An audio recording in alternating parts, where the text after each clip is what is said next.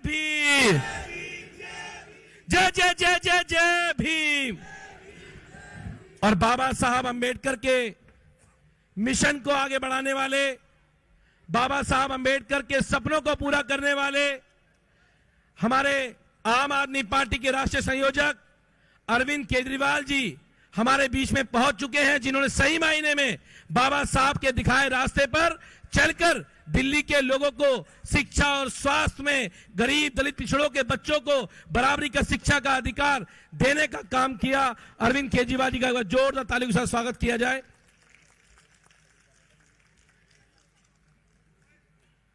और मैं इसी कड़ी को आगे बढ़ाते हुए आमंत्रित करूंगा दिल्ली सरकार के मंत्री भाई मुकेश अहलावत जी को, वो आए और अपने विचार व्यक्त करें। मुकेश अहलावत जी।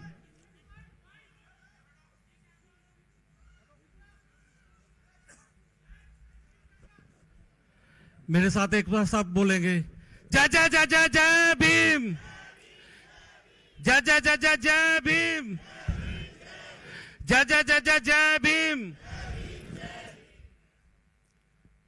मंच पर उपस्थित हमारी पार्टी के राष्ट्रीय संयोजक अरविंद जी, हमारे राज्यसभा के सांसद संजय भैया जी, राघव चड्ढा जी, विशेष रवि भाई, कुलदीप भाई, अजय दत्त भाई, दुर्गेश भाई, हमारे कैबिनेट मिनिस्टर रघुविंदर शौकीन, इमरान हुसैन जी, सभी साथियों को और यहां पर बैठे सभी को मेरी तरफ से जय भीम। साथियों, अभी आप लोगों को पता होगा 2 दिन पहले बीजेपी वालों की मानसिकता आप लोगों को देखी होगी कि उन्होंने कैसे बाबा साहब का अपमान किया है। कह रहे हैं कि अंबेडकर अंबेडकर ये एक फैशन बन गया है। ये फैशन नहीं है हम लोगों के लिए, हमारे लिए एक सम्मान की बात है। आज हम मंत्री बने हैं, विधायक बने हैं, तो सब बाबा साहब की देन है। हमारी कोई भी ऐसी नहीं थी कि हम, चौथी पीढ़ी भी नहीं थी हमारे लोगों की किसी के पास, हमारे इससे पूर्वज जिनके पास कोई पैसा था, कोई संपन्न थे, हम पढ़ नहीं पाते थे, हमारे पास कमाने का कोई अधिकार नहीं था। ये सब बाबा साहब की देन थी। जब हमको हमारा संविधान ऐसा लिखा कि हमको आज कमाने का भी अधिकार है, पढ़ने का भी अधिकार है, हम राज्यसभा में, लोकसभा में अपनी आवाज भी उठा सकते हैं, ये सब बाबा साहब की देन है।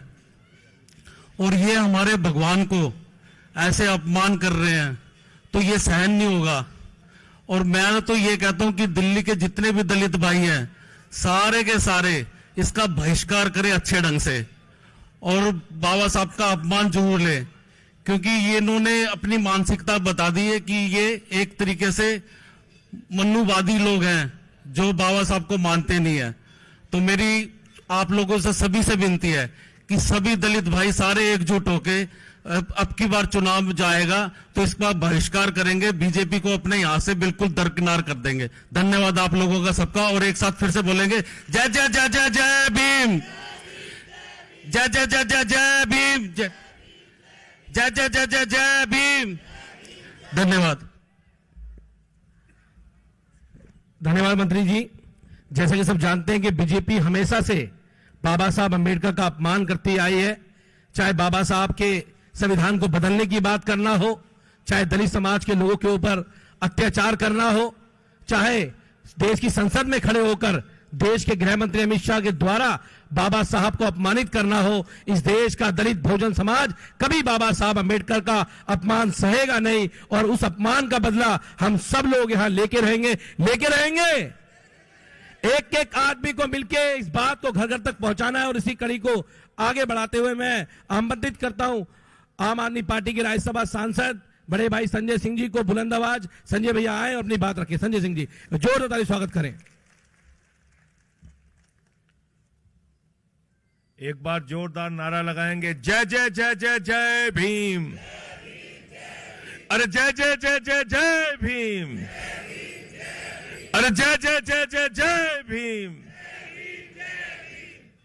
मंच पर आसीन हम सबके नेता, आम आदमी पार्टी के राष्ट्रीय अध्यक्ष, दिल्ली के पूर्व मुख्यमंत्री आदरणीय अरविंद केजरीवाल जी, सभी हमारे पार्टी के सम्मानित साथियों और दोस्तों, माताओं, बहनों, बुजुर्गों, मीडिया के मित्रों,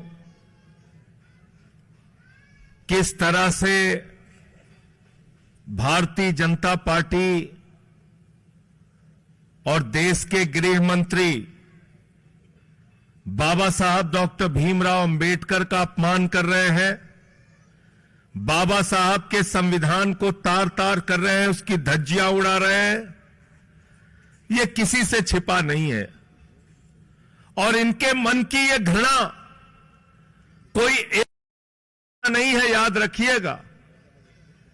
11 दिसंबर 1949 को बाबा साहब के द्वारा लिखे गए संविधान के खिलाफ आरएसएस, जिसकी कोख से पार्टी का जन्म हुआ है, उस आरएसएस ने इसी रामलीला के मैदान में विरोध प्रदर्शन किया था, बाबा साहब के खिलाफ विरोध प्रदर्शन किया था, संविधान के खिलाफ बाबा साहब के पुतले जलाए थे पूरे देश में।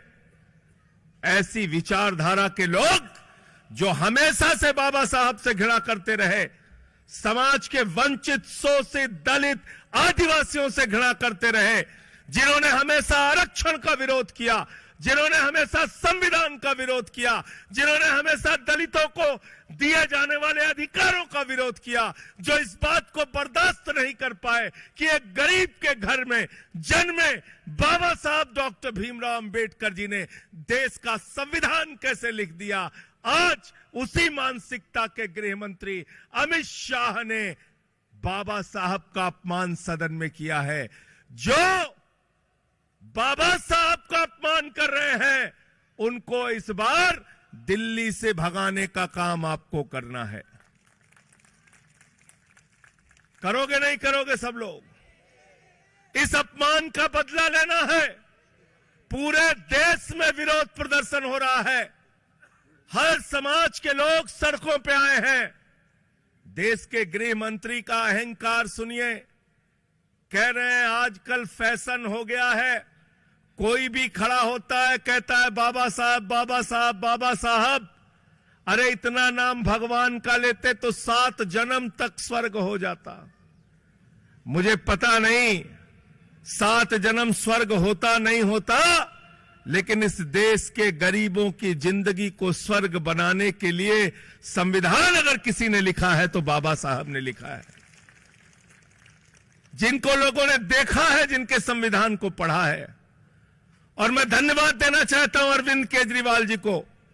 हिंदुस्तान की पहली सरकार अरविंद केजरीवाल जी की सरकार थी, जिन्होंने दिल्ली के अंदर फैसला लिया कि आप बच्चों को कोर्स तो पढ़ाते हो, पढ़ाओ, लेकिन उसके साथ साथ बाबा साहब का संविधान पढ़ाना पड़ेगा। और दिल्ली एकमात्र राज्य है जहां पर बाबा साहब के द्वारा लिखा गया भारत का संविधान पढ़ाया जाता है। आरएसएस के नेता गुरु गोलवलकर ने जब 26 नवंबर 1949 को संविधान पास हो गया तो 30 नवंबर को पांचजन्य में लेख लिखा था कि यह संविधान भारतीयता को नहीं दिखाता, यह संविधान भारतीयों के खिलाफ है। तो उसी मानसिकता से अमित शाह निकले हैं, उसी मानसिकता से बीजेपी निकली है। तो तड़ी पार लोगों को आपको तड़ी पार करना है। तैयार हो सब लोग? तड़ी पार को तड़ी पार करना है, नहीं करना है? बहुत बहुत धन्यवाद। धन्यवाद। और जैसा कि अभी बताया कि यह बात स्पष्ट है कि अरविंद केजरीवाल जी यहां अभी उपस्थित है।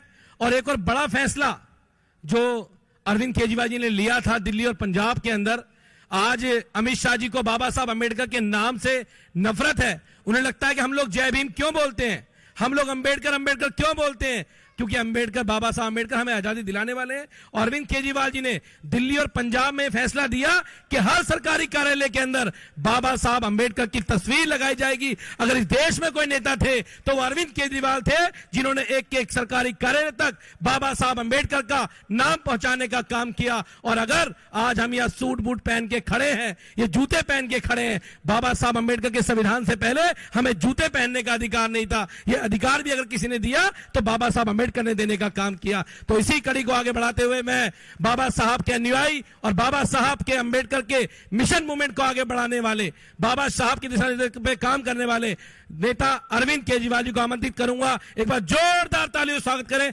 अरविंद केजरीवाल जी का।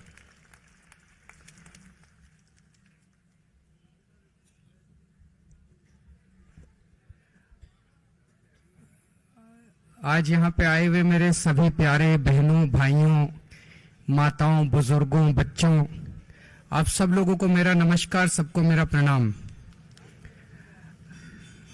वाल्मीकि सदन में तो मेरा हर तीसरे चौथे दिन आना लगा रहता है। कभी किसी का ब्याह, कभी किसी की सगाई, कभी किसी का बर्थडे, कभी कुछ। लेकिन आप से आए हैं वो बड़ा दुखदाई है, बड़ा पीड़ा, अंदर तक दुख हो रहा है। हमारे देश की संसद एक तरह से सबसे बड़ी पंचायत है इस देश की, जहां पे पूरे देश के लोग जाके बैठते हैं और देश की समस्याओं पे चर्चा करते हैं। परसों शाम को 6:30 बजे के करीब हमारे देश की संसद में गृह मंत्री जी अमित शाह जी ने एक स्टेटमेंट दिया। उन्होंने कहा अम्बेडकर ये कहना आजकल एक फैशन हो गया है। इतनी बार अगर भगवान का नाम लोगे तो 7 जन्म में स्वर्ग मिल जाएगा। ये शब्द तो अपने आप में बहुत पीड़ादायक थे, अपमान करने वाले थे, बाबा साहब अम्बेडकर का अपमान करने वाले शब्द थे। लेकिन जिस लहजे में उन्होंने कहा, जो टोन थी उनकी कहने की, ऐसे लग रहा था जैसे अंदर से उनमें नफरत भरी पड़ी है। जैसे कहते हैं ना हम, कई बार हमारे कहने के लहजे में पता चल जाता है आदमी मजाक में बोल रहा है कि व्यंग्य कर रहा है कि दुख से बोल रहा है। लहजे में, उनके लहजे से लग रहा था कितनी नफरत करते हैं वो बाबा साहब अम्बेडकर से। एक बार मेरे को लगा शायद मुंह से निकल गया होगा, लेकिन अगले दिन प्रधानमंत्री मोदी जी ने बयान देके उनका समर्थन किया अमित शाह जी का। जो अमित शाह ने पिछले दिन बोला संसद में, मोदी जी कह देते भाई ये जो बोला मैं इससे सहमत नहीं हूं, चलो हम मान लेते, हमें लगता भाई अमित शाह के मुंह से निकल गया होगा। मोदी जी ने उनकी बात का पूरी तरह से समर्थन किया और शाम को कल 5:30 बजे प्रेस कॉन्फ्रेंस करके अमित शाह ने अपनी बात को सही ठहराया। इससे क्या पता चलता है? इससे यह पता चलता है इन्होंने जानबूझ के, सोच समझ के ये बात संसद में कही थी, एक नीति के तहत कही थी, सबको, पूरे देश को मैसेज देने के लिए कि अंबेडकर के लिए उनकी क्या भावनाएं हैं। दोस्तों, मैं अपने आप को अंबेडकर जी का केवल फैन नहीं मानता, मैं उनका भक्त हूं, भक्त। मैंने पहले भी उनके बारे में बहुत पढ़ा, लेकिन जब जेल गया तो मैंने उनकी जीवनी कई बार पढ़ी। उनका जीवन पढ़ने से बहुत प्रेरणा मिलती है। जितना संघर्ष उन्होंने किया ना, मुझे नहीं लगता बहुत कम लोग हैं जिन्होंने जिंदगी में इतना संघर्ष करके, और एक मामूली सा आदमी कहां पहुंच गया, कितनी ऊंचाइयों पे पहुंच गया कि कोलंबिया यूनिवर्सिटी में ने अभी उनको पूरी सदी का सबसे बड़ा विद्वान घोषित किया, अमेरिका की यूनिवर्सिटी ने, कि पिछले 100 साल में ऐसा विद्वान नहीं हुआ। इतना बड़ा उनको तमगा दिया है, पूरी दुनिया में उन्होंने नाम रोशन किया है। ऐसे व्यक्ति का इन लोगों ने अपमान किया। हम लोगों ने आम आदमी पार्टी में बाबा साहब अम्बेडकर की, हम 2 महानुभावों को अपना आदर्श मानते हैं आम आदमी पार्टी में, बाबा साहब अम्बेडकर और भगत सिंह। ऐसा नहीं कि हम दूसरों को आदर्श नहीं मानते। गांधी जी हैं, जवाहरलाल नेहरू जी हैं, सुभाष चंद्र बोस हैं, बहुत सारे हमारे स्वतंत्रता सेनानी हैं, उन सबको भी आदर्श मानते हैं। लेकिन इन 2 को सबसे ज्यादा मानते हैं हम, बाबा साहब अम्बेडकर और भगत सिंह। तो हमने दिल्ली सरकार में और पंजाब सरकार में आदेश पारित कर दिया है कि हर दफ्तर के अंदर इन दोनों की तस्वीर लगाई जाएगी। मेरी तस्वीर नहीं लगाई जाती, आप किसी सरकार में चले जाओ, उस सरकार में उसके मुख्यमंत्री की तस्वीर लगती है हर दफ्तर में। आप केंद्र सरकार में किसी दफ्तर में चले जाओ, वहां पे मोदी जी की और राष्ट्रपति जी की तस्वीर मिलेगी।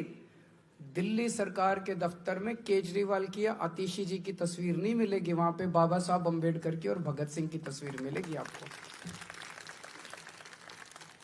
हमने आदेश, और घर में जहां मैं रहता हूं, मैं जहां बैठता हूं, मेरी कुर्सी के ऊपर मेरे घर पे भी बाबा साहब अंबेडकर की तस्वीर लगी हुई है। इतना मानते हैं हम उनको।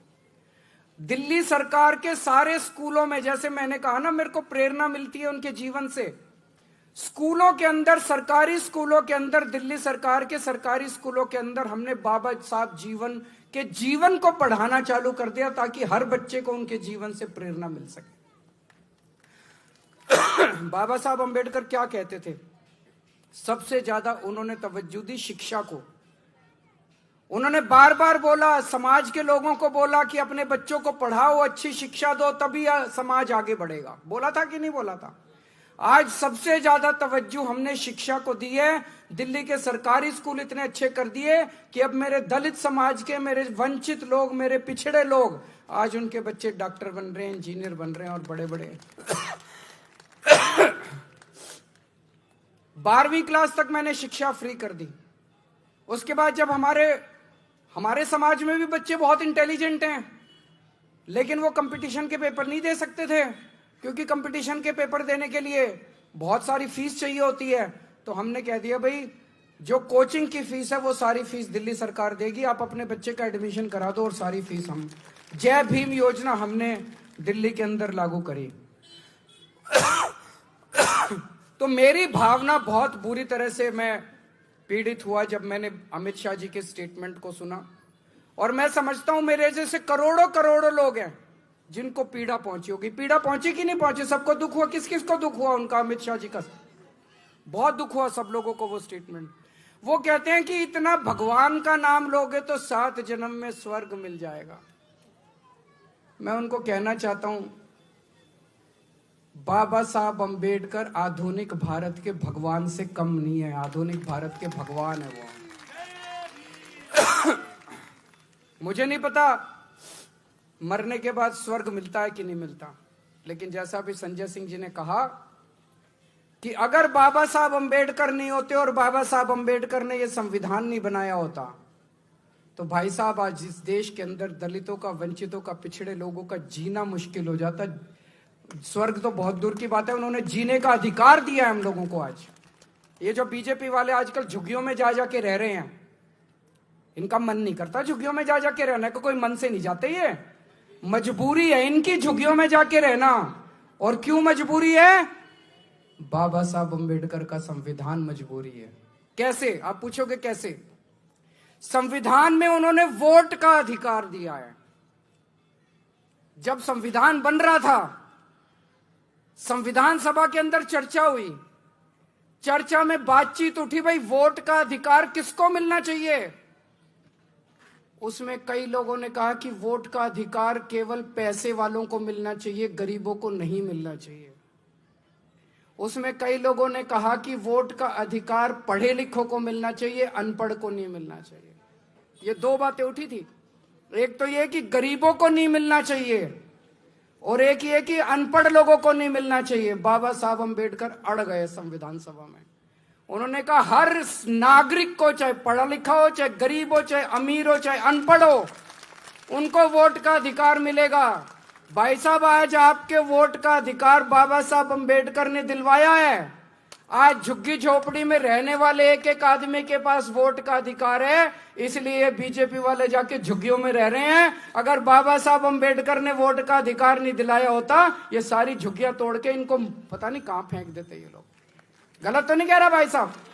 हर चुनाव के पहले देख लो इन बीजेपी वालों को, नौटंकी करके किसी दलित के घर में खाना खाने जाते हैं। चुनाव के पहले देखा कि नहीं देखा? नौटंकी करते हैं किसी दलित के घर में खाना। इनको दलितों से प्यार नहीं है, इनको गरीबों से प्यार नहीं है, इनको पिछड़ों से प्यार नहीं है, इनको आपके वोट से प्यार है कि नहीं बहन जी?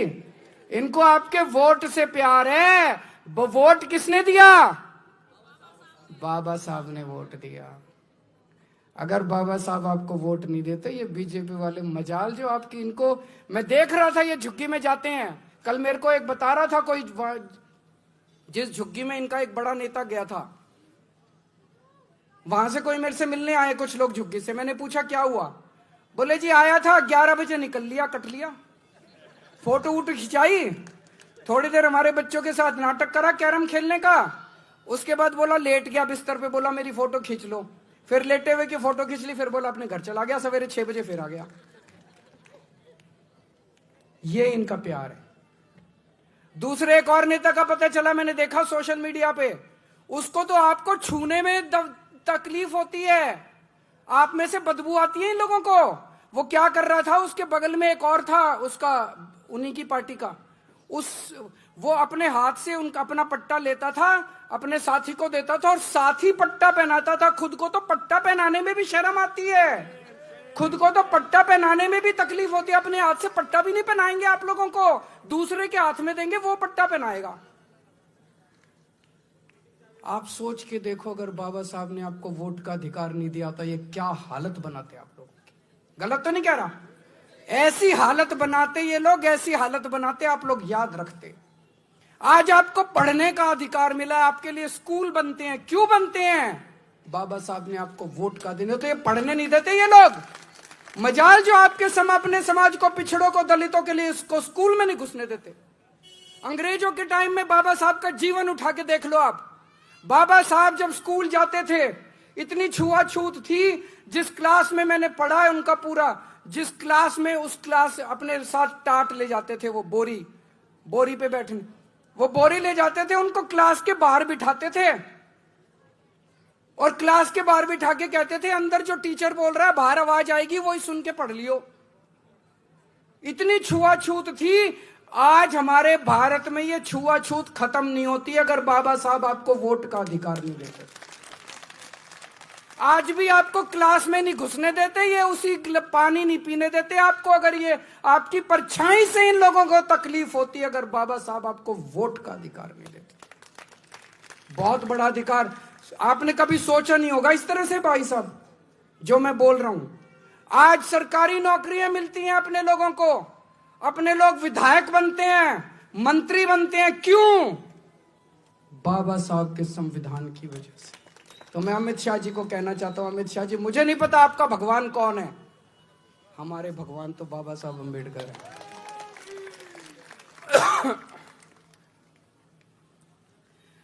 इन्होंने हमारे भगवान का अपमान किया है।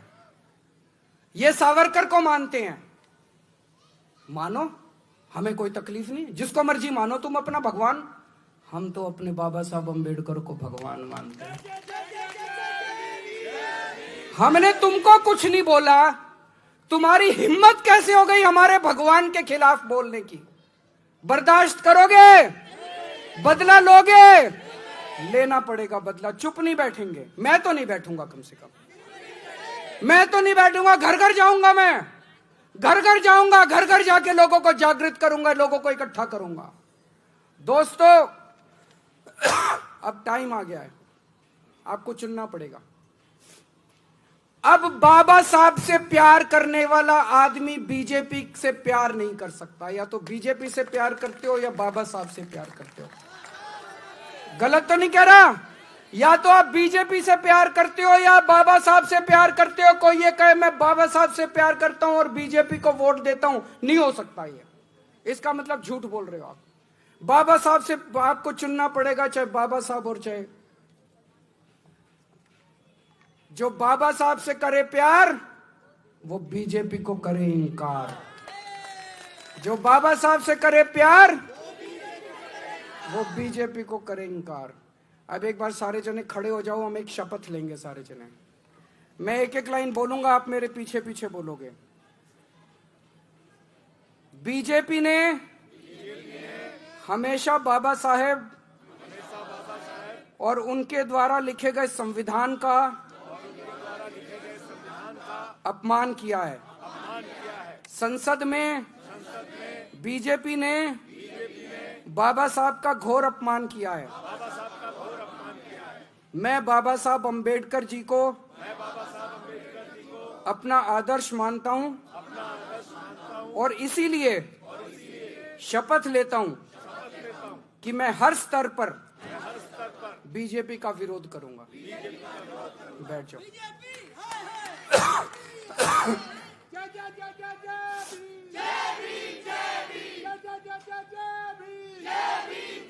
अब ये शपथ अपने को घर घर जाके लोगों से साइन करानी है।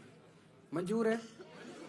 टाइम देना पड़ेगा। जो जो लोग बाबा साहब से प्यार करते हैं उनको तन मन धन से, जो जो लोग बाबा साहब से प्यार करते हैं उनको तन मन धन से अब इस आंदोलन में जुड़ना पड़ेगा। अंत में मैं 4 लाइन ही कहना चाहता हूं जो मैं बहुत मानता हूं। रुतबा मेरे सर को तेरे संविधान से मिला, ये सम्मान भी मुझे तेरे संविधान से मिला। औरों को जो मिला वो मुकद्दर से मिला, मुझे तो मुकद्दर भी तेरे संविधान से मिला। जय भीम। बाबा साहब अमर रहें।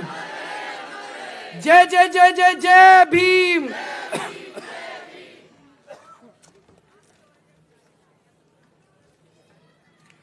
धन्यवाद सर। और अब सभी लोग अपनी अपनी जगह पर राष्ट्रीय गान के लिए खड़े हो जाएंगे।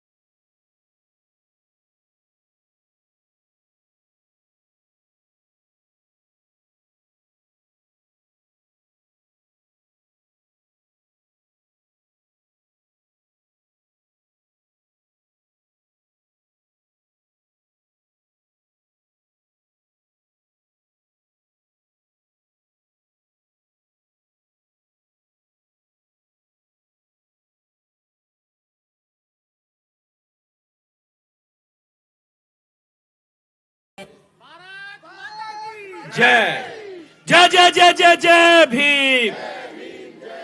जय जय जय जय जय।